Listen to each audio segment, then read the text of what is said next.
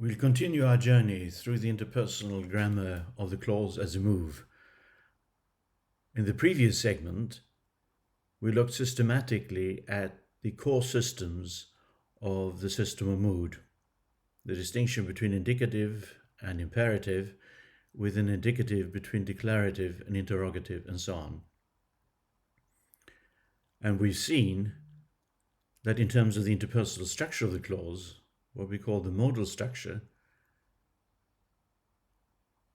the central organization is mood, consisting of subject and finite, plus residue. Let's look at this in some more detail now.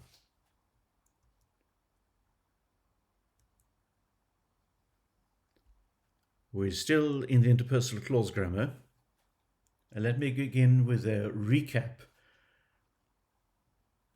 The grammar's role in dialogic exchanges develop move by move, where each move is realized by a clause making a mood selection. Now, as we've seen with examples from the birthday party, Pinter's play, exchanges may pivot on polarity. So, for example, you recall the exchange between Stanley and Meg. Stanley initiates the exchange with a move, and it chooses positive polarity. His proposition is, they've got a wheelbarrow in that van. Now Meg responds, but she disagrees. She pivots on the polarity, as it were. So she chooses negative, and negative is marked structurally with the adjunct not, which can be fused with the finite. So she replies, no, they haven't.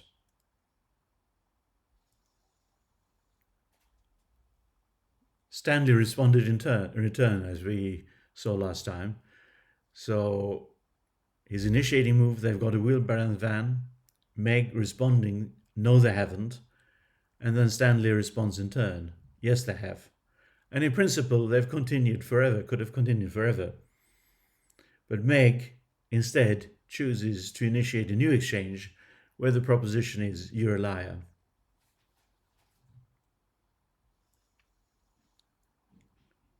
We'll continue to look at the interpersonal or modal structure of the clause as a move. So far we've seen that the clause consists of mood plus residue, and the mood consists of subject plus finite. But the sequence is either subject followed by finite or finite followed by subject. That'll depend on more delicate selections, more delicate contrasts in the indicative clause type. Let me give you a few more examples of this.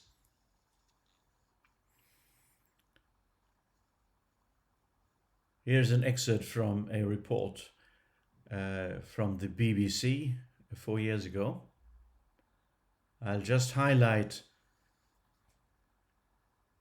the patterns here. And this is kind of pattern you would expect in a dialogue, except it's monologic, meaning you have an initiating move, it's a full clause, and then a responding one, and it's elliptical clause. So after the first short paragraph, Donald Trump defied all expectations from the very start of his presidential campaign more than a year ago. Very few people thought he would actually run. And then picking up on that, he did. Mood element, no residue. Why? Because the contrast is between he would and he did.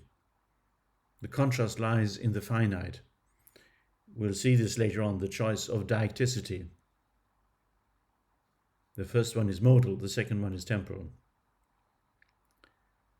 They thought he wouldn't climb in the polls, he did. Same pattern, he wouldn't, he did. And in the responding move, as it were, only the contrastive bit, the mood element, is retained. The residue can be presumed. They said he wouldn't win any primaries. He did. They said he could never overcome resistance from the Republican establishment and win his party's nomination. He did. mood plus residue. As we've seen, polarity may be the hinge in an argument. Here is not polarity, but diacticity, the choice between temporal and modal. So supposition, he would, he wouldn't, he could never, and then what actually happened in past time, he did, he did, he did, he did. So rhetorically, this is an effective paragraph, contrasting what people thought, the supposition, the hypothesis, their guesses, with the actual occurrence in the past. Here's another example, and it comes from the campaign having to do with Brexit. As you recall, there was a referendum that was contested in terms of its status as an expression of the will of the people. And here is the famous, celebrated scientist, Richard Dawkins, pointing out that actually it didn't reflect the will of the people. And it's a little viewpoint. It starts with the segment here. The British people have spoken. No, they haven't. Same pattern we've come to expect. Mood plus residue. The British people have spoken. And then response. No, they haven't. We've spoken, elliptic, left out. Because the contrast is between the British people have and they haven't.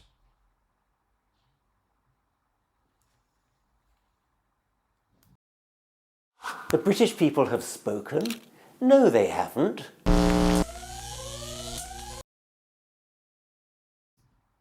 It's actually quite an effective contribution.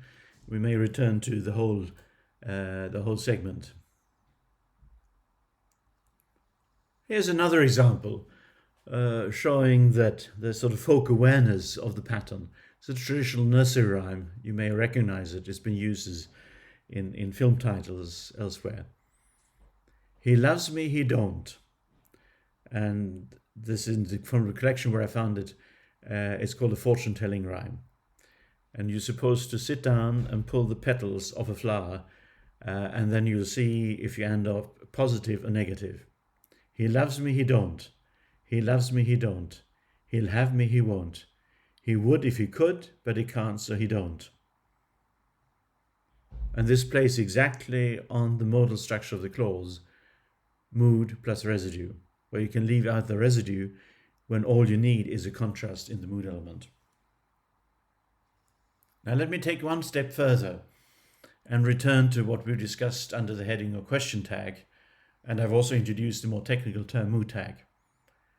The Moodtag is essentially a mirror image of the mood, used to elicit a response from the addressee, from the listener. Let me give you a few examples. The point is that the status of the mood element is reinforced by the Moodtag in English, and the Moodtag reveals the structure of the clause as mood plus residue.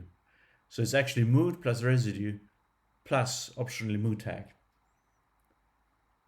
And each of the bullet point is an example taken from somewhere. Yeah, your friends wear high-heeled boots, don't they? Now, it's Paul, isn't it? It's been worse over the last few days, has it? You've read most of the poetry of Eliot, have you? You won't let me out, will you? You could study literature in a foreign language, couldn't you? They shoot horses, don't they? You see the pattern here? Mood, in red, picked up in the Moodtag, also in red. Your friends wear, don't they? It's, isn't it? It's, has it? You've, have you? You won't, will you? You could, couldn't you? They shoot, don't they?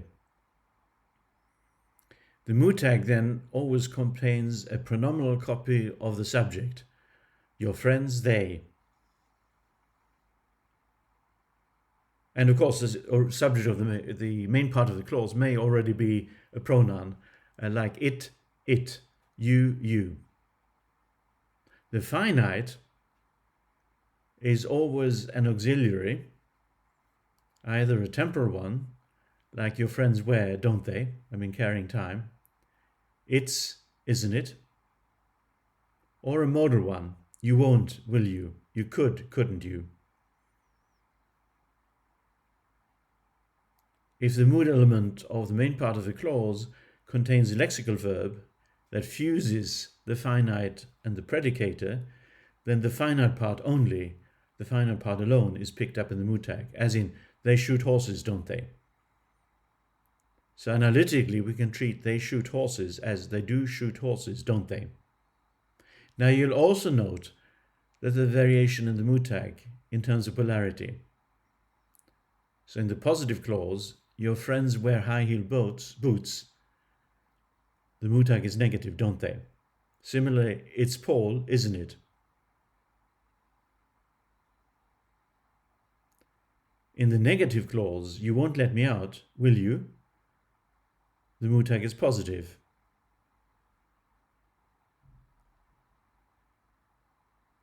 It would seem that the principle is you switch the polarity in the mood tag. And that is in fact the default, the unmarked choice. If the clause is positive, the mood tag will be negative. If the clause is negative, the mood tag will be positive. But as the illustrations here, the examples show, you may actually have a constant polarity. It's been worse over the last few days, has it? You've read most of the poetry of Eliot, have you? That's possible, and the meaning is somewhat different.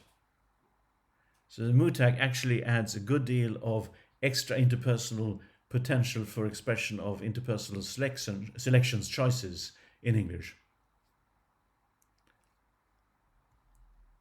Let's look at this little exchange. This actually comes from a medical consultation, and it illustrates the interactive contribution of the dialogue.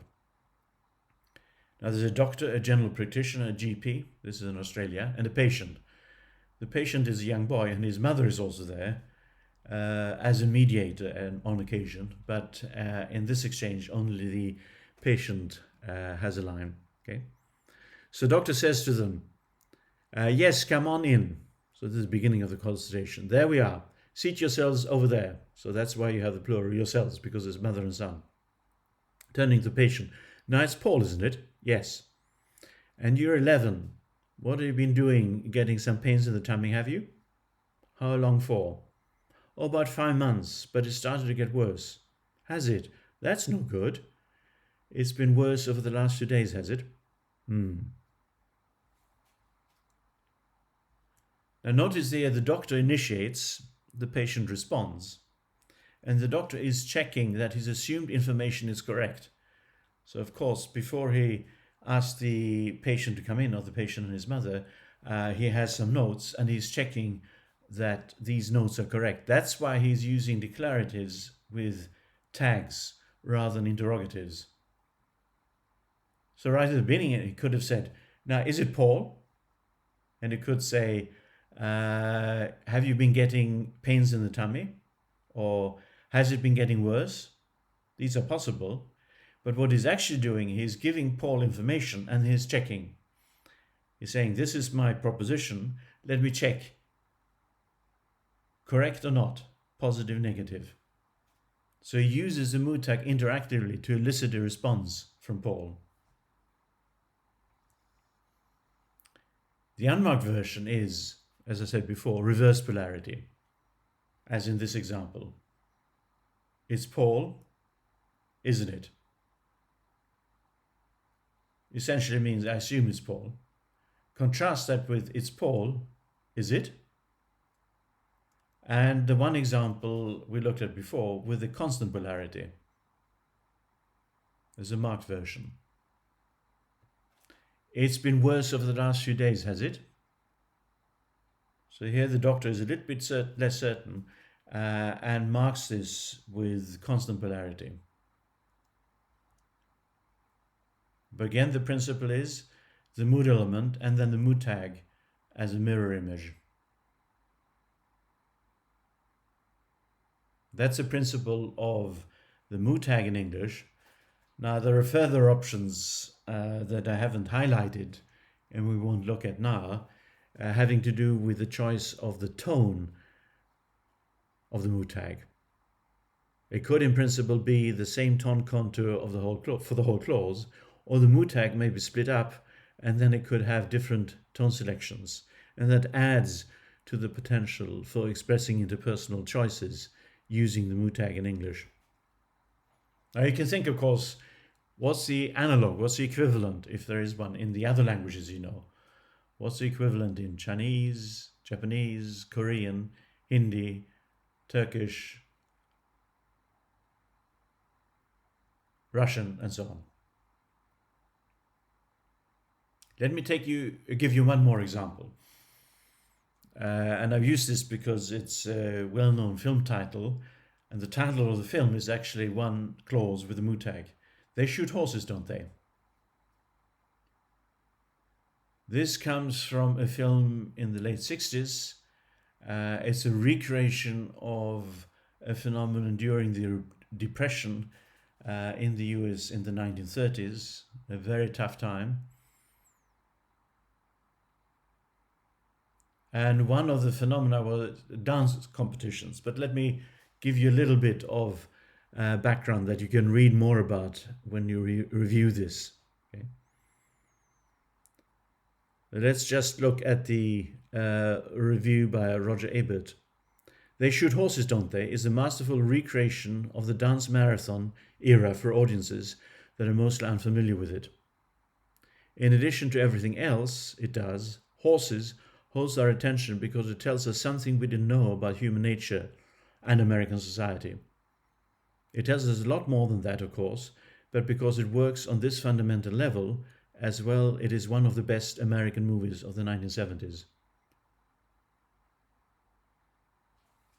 I said late 60s, he said the 1970s. It's just about that time.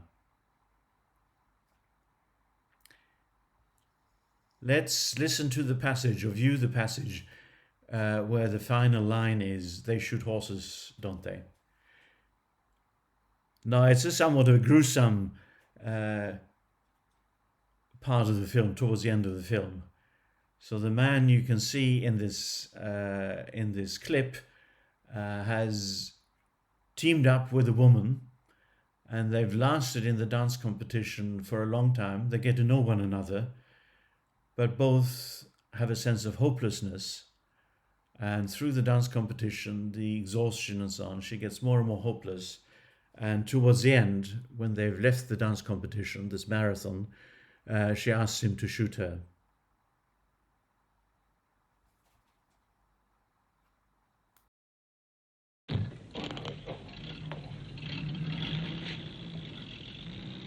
Let's go.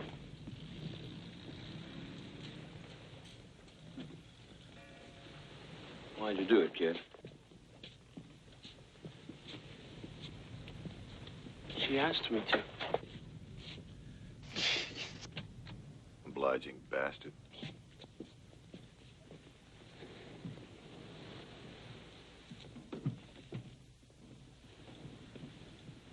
That the only reason you got, kid? They shoot horses, don't they?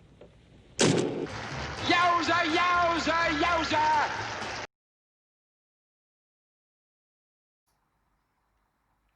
I can certainly recommend this film, not perhaps as a feel-good movie, but as a good reflection of another difficult period in human history, specifically, of course, starting in the US with the Great Depression and the circumstances during that period. But then the Ebert's review is spot on in terms of the themes that it reveals. This last shot is a return to this horrendous dance marathon. So with the discussion of the mood element and the Moodtag, this is the end of segment 2. In segment 3, I will say a little bit more about the modal structure, specifically about the complementarity of the mood and the residue. And then in the following segment, I will pick up the system I mentioned briefly now, diacticity, the choice having to do with the nature of the finite, temporal or modal.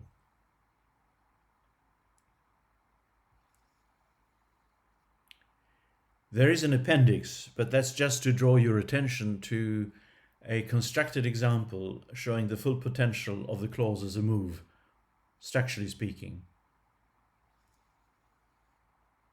So you'll find this as a handout I've shared with you.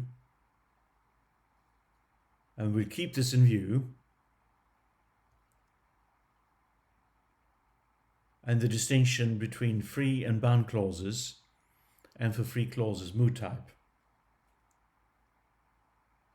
And here is a somewhat extended version of this that includes precisely the distinction between free and bound clauses. So add that to your treasure trove of summaries, and we can keep coming back to it to review the overall organization of the clause as a move, the modal structure of the clause. End of the segment and appendix.